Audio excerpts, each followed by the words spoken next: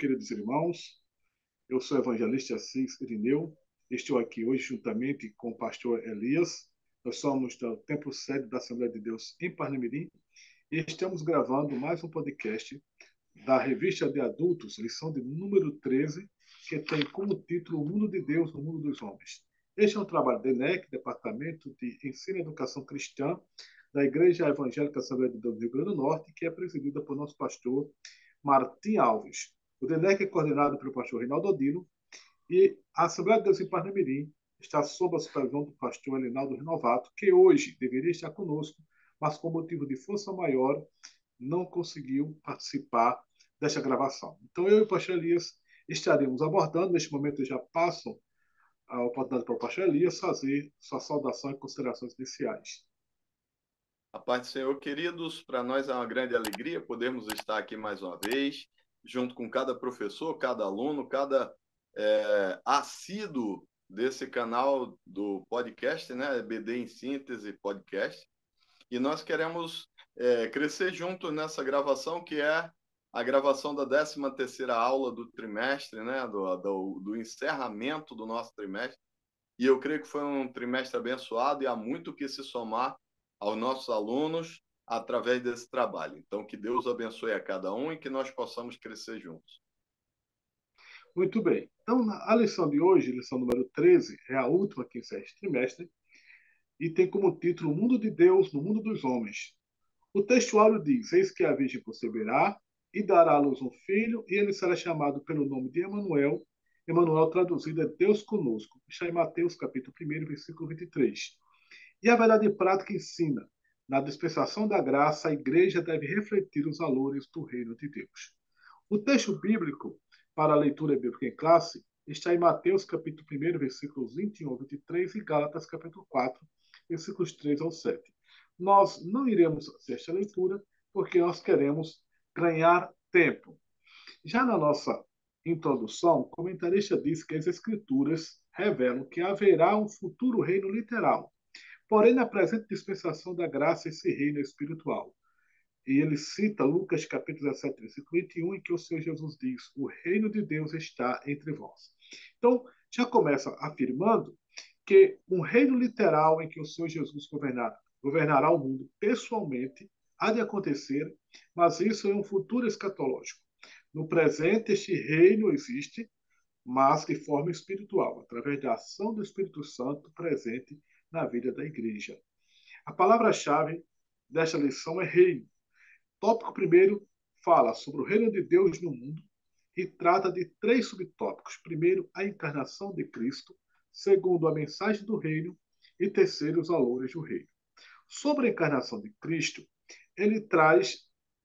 o comentarista traz a seguinte assertiva: Mateus assevera que a profecia messiânica se cumpriu no nascimento de Jesus. Ou seja, a profecia de que o ungido de Deus, o Messias, o Cristo, aquele que haveria de reinar sobre Israel e que este reino expandiria para todas as nações, haveria de se cumprir, começou seu cumprimento com o nascimento do Senhor Jesus Cristo, que é de fato o Messias.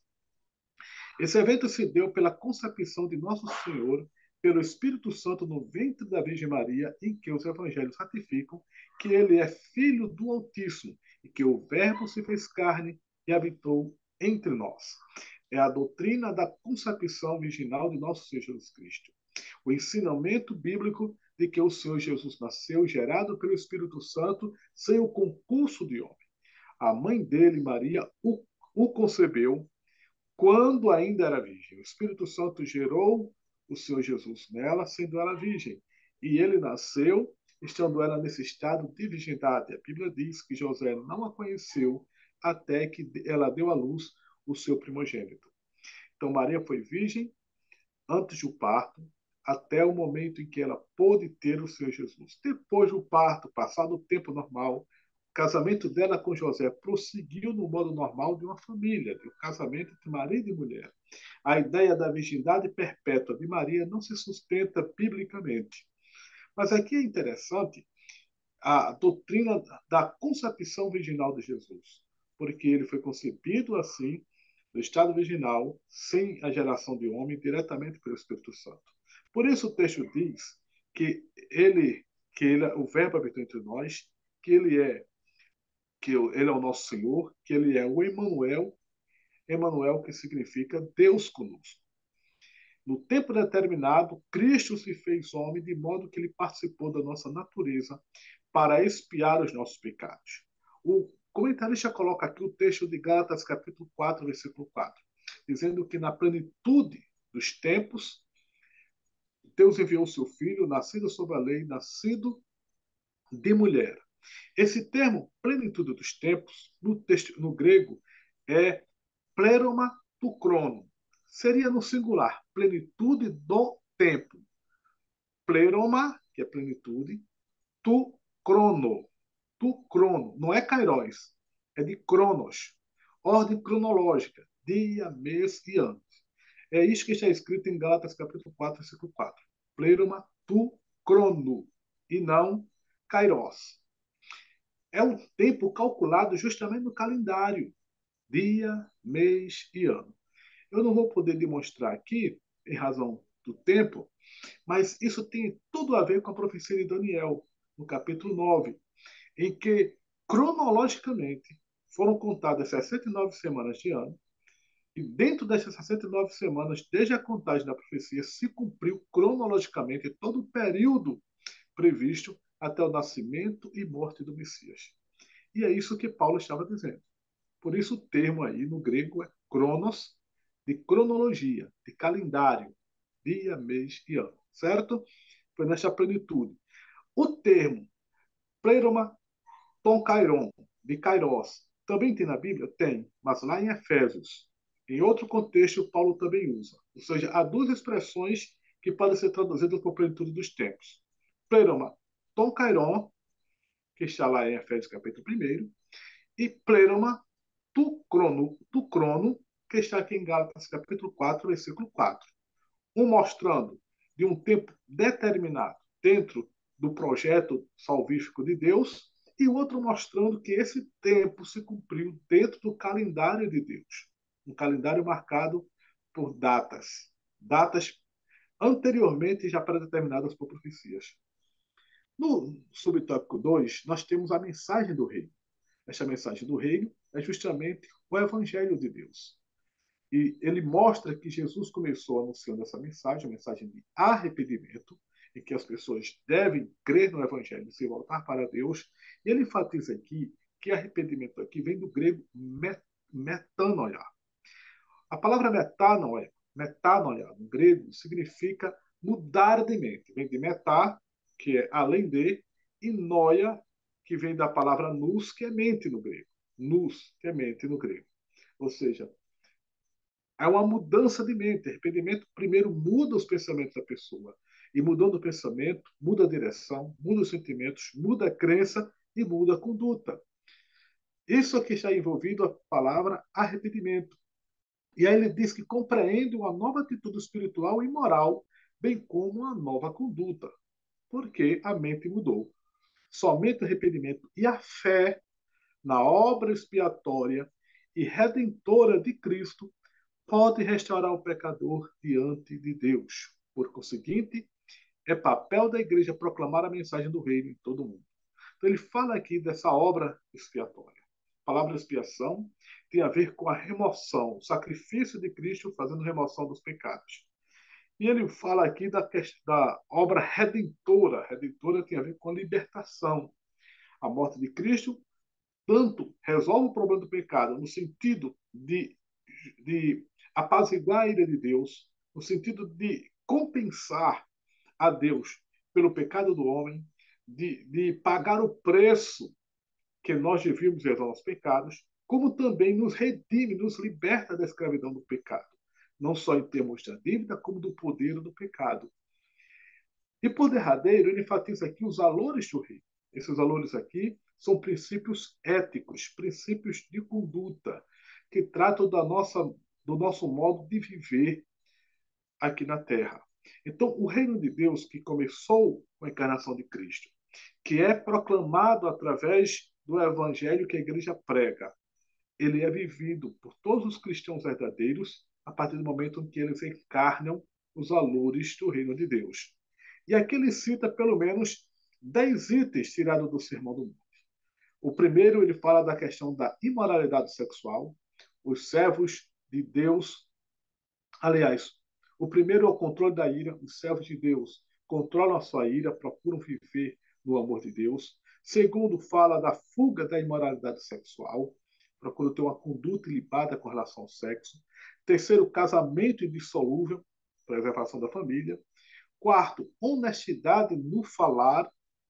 Quinto, não revidar as ofensas, é uma atitude de amor. Sexto, esmola, oração e jejum a partir de um coração sincero. As práticas relacionais são com sinceridade. Sétimo, não julgar os outros. Oitavo, os dois caminhos. Escolhe o caminho estreito, o caminho que leva para o céu. Nono, advertência contra os falsos profetas.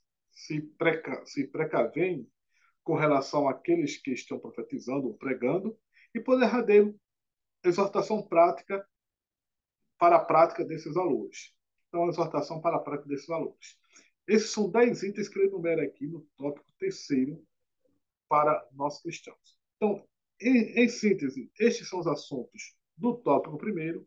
Então, eu já passo para o nosso pastor Elias dar continuidade ao comentário. Meus queridos, dando continuidade aqui à nossa lição, vai falar no tópico 2 sobre as bênçãos de uma vida no reino.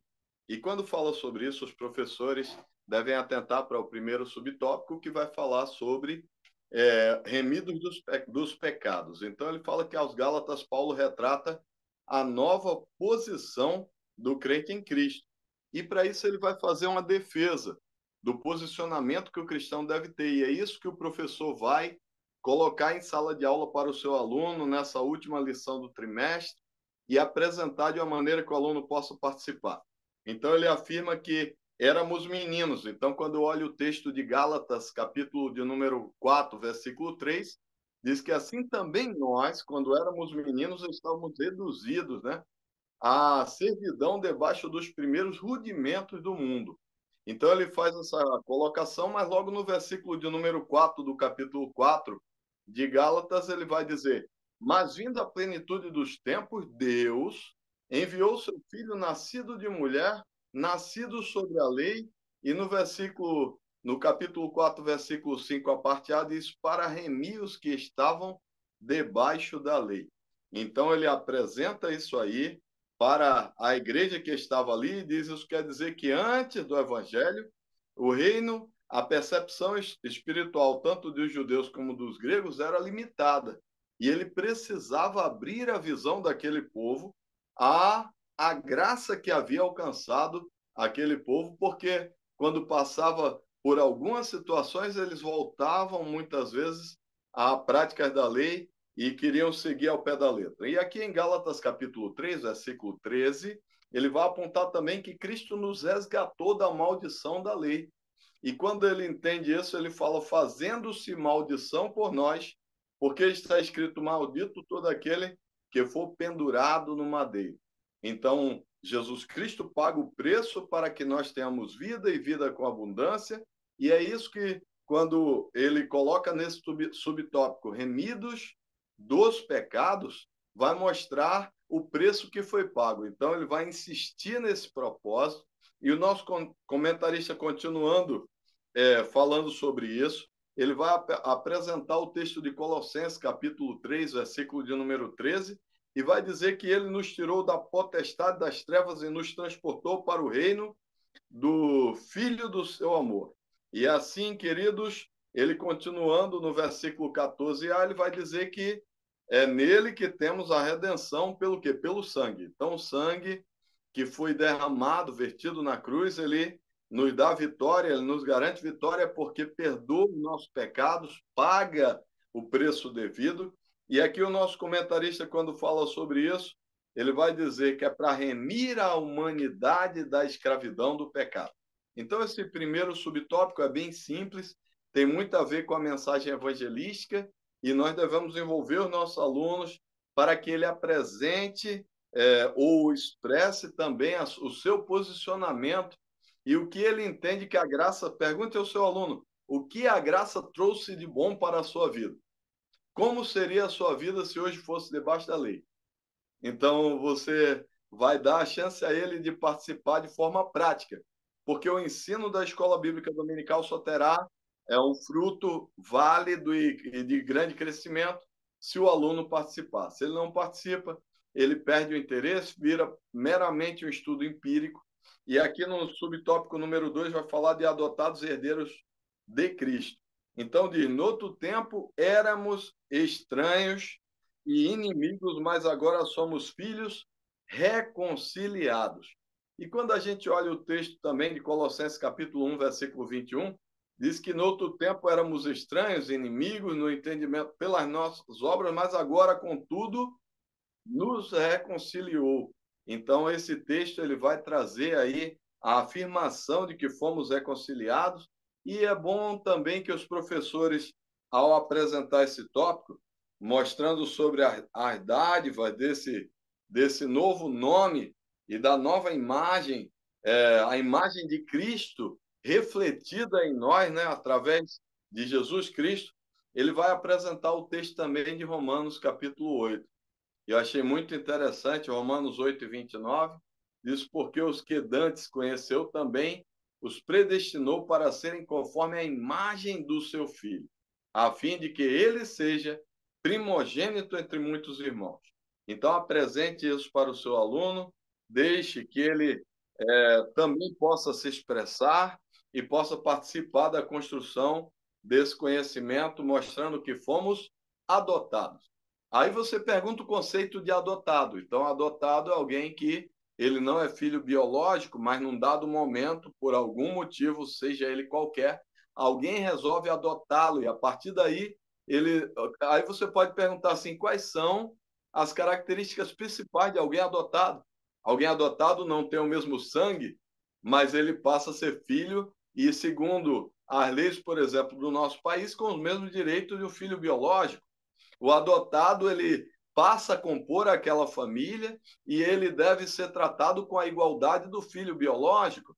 Então você começa a fazer essa comparação para mostrar que fomos feitos, não éramos, mas fomos feitos herdeiros através de Cristo. E é isso que esse texto está dizendo aqui. Se nós olharmos o texto de Apocalipse, capítulo de número 2, versículo de número 17, ele vai dizer: quem tem ouvidos, ouça o que o Espírito diz às igrejas. E agora ele vai falar sobre a importância de permanecermos fiel, porque ele diz: ao que vencer, olha a condição que ele coloca: ao que vencer, darei eu a comer do maná escondido, e dar-lhe-ei a uma pedra branca, e na pedra um novo nome, escrito, o qual ninguém conhece, senão aquele que o recebe. Então, aí a promessa para aquele que permanecer fiel até a vinda do Senhor Jesus Cristo, até a morte, ele dando aí uma herança incorruptível e mostrando, porque se nós crêssemos simplesmente que a nossa vida estava limitada a esse tempo, seria muito pequeno. Mas, queridos, faça uma defesa, porque se você olhar o cerne dessa lição, ela fala do espírito da Babilônia. Então, para você fazer uma defesa contundente, olha só, defesa contundente da fé em Cristo Jesus para a sua classe. E se nós olharmos o texto de Gálatas, capítulo 4, versículo número 7, diz: assim que já não és mais servo, mas filho, e se és filho, és também herdeiro por Cristo Jesus. Então, coloque isso para o seu aluno, que mesmo aqueles que muitas vezes vão dizer: não, mas eu sou adotado, né? Muitas pessoas vão pensar nesse texto de ser adotado, mas o adotado também tem a mesma herança do filho biológico. E aqui esse texto de Gálatas 4 e 7 vai afirmar isso. E agora nós passamos para o tópico de número 3. A primeira parte fala dos males da vida, de uma vida no mundo.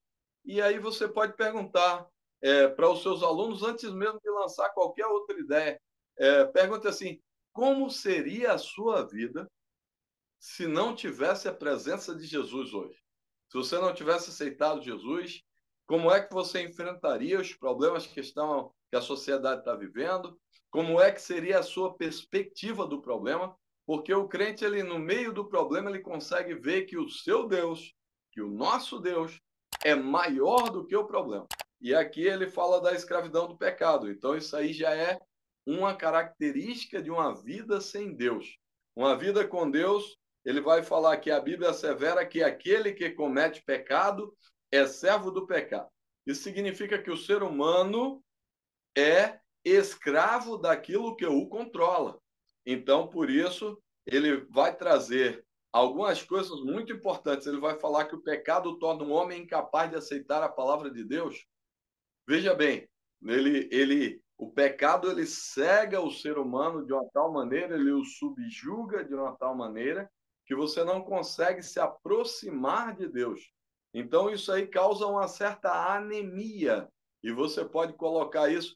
Uma certa vez eu estava no Haiti e vi que as crianças ali por necessidade comiam biscoito de barro. Olha só que refeição mais pobre em vários nutrientes, mas por necessidade comiam aquilo. Da mesma forma, pessoas que não se alimentam corretamente da palavra de Deus, que não têm hábito de leitura, que não têm hábito de oração, que não têm hábito de jejum, que não têm hábito de buscar a presença de Deus, ela vai ficando anêmica, ela vai ficando pobre em certos nutrientes espirituais para ter um crescimento.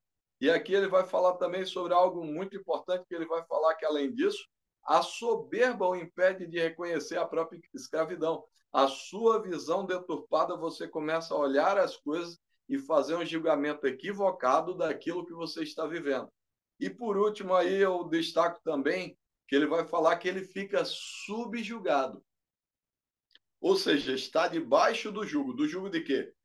Pela carne, pelo pecado, se entrega à desonestidade, às injustiças. Quanto mais eu me aproximo do Espírito Santo de Deus, quanto mais eu me aproximo de Deus de forma geral, mais eu vejo que os maiores erros que existem à minha volta, muitos deles estão em mim. Mais eu vejo, mais eu faço uma autoanálise e vejo que preciso melhorar como cristão, como pessoa. Então, coloque isso para o seu aluno e assim ele vai entender a importância, que no final é isso que ele quer resumir nesse subtópico, a importância de uma vida de santidade, a importância de uma vida de altar na presença do Senhor. Então, pastor Assis, eu quero agradecer mais uma vez ao pastor Assis, pastor Elinaldo, nosso presidente, ao nosso pastor Martim em Natal, né, e a toda a nossa organização, DENEC, por mais um trimestre abençoado. Agora nos preparemos para uma grande EBD em síntese que está por vir aí. E eu tenho certeza que mais uma vez vai ser um recorde de público e mais uma vez a glória de Deus vai se manifestar ali em Natal. E você tem a chance nessa semana de fazer sua inscrição, que a última semana está no sábado lá na escola bíblica, no sábado que acontece esse evento, fazendo parte, crescendo. Busque crescimento espiritual, incentive a sua classe, cresça junto e faça a diferença. Então, eu quero agradecer por mais um trimestre em que nós tivemos a oportunidade de estar somando algo para a Escola Bíblica Dominical. Deus abençoe a todos. Amém, pastor Elias, obrigado por tudo. E encerrando aqui o comentário, no tópico 3, subtópico 2, nós vemos no tópico 3 os males de uma vida no mundo. Nesta lição nós tivemos 3 tópicos, como normalmente temos, né? O primeiro tópico tratou do reino de Deus no mundo, o segundo, as bênçãos de uma vida no reino, já comentado pelo pastor Elias, e o tópico terceiro, os males de uma vida no mundo, e subtópico 1, a escravidão do pecado, que o nosso pastor Elias acabou de abordar. Encerrando esta parte, nós temos filhos da ira e condenação eterna. As Escrituras enfatizam que os homens escravizados pelos desejos e pensamentos da carne são, por natureza, filhos da ira. É isso que o apóstolo Paulo ele menciona aqui na carta de Paulo aos Efésios, no capítulo 2. Aqui está apenas o versículo 3, mas eu quero ler o versículo 1 ao versículo 3 para a gente ter uma compreensão completa do que Paulo está dizendo. Ele diz aqui em Efésios, capítulo 2. E vos vivificou, estando vós mortos em ofensas e pecados. Ou seja, Paulo começa o capítulo 2 dizendo que aqueles que estão no pecado estão, na verdade, mortos. Mortos em ofensas e em pecados. No versículo 2 ele diz: em que, noutro tempo, andastes segundo o curso deste mundo, segundo o príncipe das potestades do ar, do espírito que agora opera nos filhos da desobediência. Mais um destaque aqui: Paulo chama de filhos da desobediência aqueles que vivem desagradando a Deus, que vivem no pecado. E o versículo 3 ele diz: entre os quais todos nós também antes andávamos nos desejos da nossa carne, fazendo a vontade da carne e dos pensamentos, e éramos, por natureza, filhos da ira, como os outros também. Ou seja, filhos da ira de Deus. As pessoas que estão vivendo no pecado estão sob a ira de Deus, vão de ser julgados e condenados. Então ele diz aqui que refere-se à inclinação de satisfazer as paixões e praticar o mal inerente ao homem não regenerado. As inclinações carnais, a impureza, a avareza, a idolatria, entre outros, resultam na ira de Deus sobre os filhos da desobediência. Por isso, nosso Senhor não entrega a sua vida, quem não entrega. Por isso, nosso Senhor ensinou que aquele que não crê já está condenado. Quem não entrega a sua vida ao Salvador é condenado porque se recusa a crer no nome do unigênito Filho de Deus. Assim, o pecado da incredulidade é um clima que está a rebeldia, que resiste à salvação ofertada em Cristo. Assim sendo, nós somos exortados, aquele, porém, que perseverar até o fim será salvo. Aqui, de certo modo, o autor está descrevendo a situação das pessoas que estão em rebeldia contra Deus, que estão fora do reino de Deus, que estão sem essa influência do reino. As pessoas que estão no reino, as pessoas que receberam Cristo como Salvador, que creem na palavra de Deus, que têm o Espírito Santo, são pessoas que já podem ter certeza da sua salvação, já desfrutam desta segurança, porque a Bíblia diz em Romanos, capítulo 8, versículo 1, que aqueles que estão em Cristo, para aqueles que estão em Cristo, nenhuma condenação há. Nenhuma condenação há para os que estão em Cristo Jesus. É o que diz Romanos, capítulo 1, versículo 1. Já não há condenação para quem tem firmeza em Cristo. Há uma certeza, uma segurança de vida eterna. Embora a salvação só se consuma no final, quando houver a nossa glorificação, mas ela já é garantida agora, garantida para aqueles que creem. Paulo diz em Romanos que em esperança nós somos salvos, ou seja, nós estamos guardados, estamos selados pelo Espírito Santo. Mas aqueles que não estão sob esta influência do reino, aqueles que estão vivendo no pecado, na escravidão, e vivem realmente na prática de muitas abominações e já estão sob a condenação eterna. A única solução é crer em Jesus, se arrepender, se voltar para o Senhor e então receber a libertação e a certeza da vida eterna. Na conclusão aqui, ele diz que os judeus aguardavam o reino literal para libertá-los da opressão política, social e econômica, e Cristo os corrigiu e afirmou que o reino de Deus não vem com aparência exterior, isto é, não seria terreno, mas espiritual. O reino literal ainda será implantado. Neste aspecto, Cristo veio para resgatar o homem do pecado. Isso requer arrependimento e fé no sacrifício da cruz. Os que recusam a ética e a moral do reino são condenados à morte eterna. Assim, os valores cristãos devem ser observados pela Igreja, cuja missão é anunciar o reino de Deus no mundo dominado pelo Império do Mundo. E esta missão a Igreja está fazendo, graças a Deus, não é? Especialmente aqui em Parnamirim, nós temos um trabalho de evangelização muito grande. Estas últimas semanas, agora em que estamos encerrando este trimestre, são semanas também de mutirão evangelístico na Assembleia de Deus no Campo Parnamirim, e muitas almas são entregues. Eu quero agradecer também a Deus pela oportunidade que Ele me tem dado de participar desses podcasts durante todo o trimestre aqui com o pastor Elias. Nosso pastor Linaldo não pôde estar conosco por motivos de força maior. E agora, encerrando tudo, quero pedir ao pastor Elias para fazer uma oração breve e já nos despedir também com a bênção apostólica. Vamos orar, queridos. Senhor Deus e Pai, Todo-Poderoso e Criador do céu e da terra, eu te agradeço por cada pessoa que pôde acessar esse canal, Senhor, e ser um canal de bênção. Cada um que ajudou a preparar, cada um que lecionou, cada um que dedicou o seu melhor. Papai querido, faz com que esse canal possa chegar a muitas vidas, Pai querido, e ter um impacto abençoador na vida deles. Papai eterno, nós te pedimos e que assim continuemos crescendo na graça e no conhecimento. Eu te peço em nome de Jesus. Amém, Senhor. Curve a sua cabeça, receba a bênção.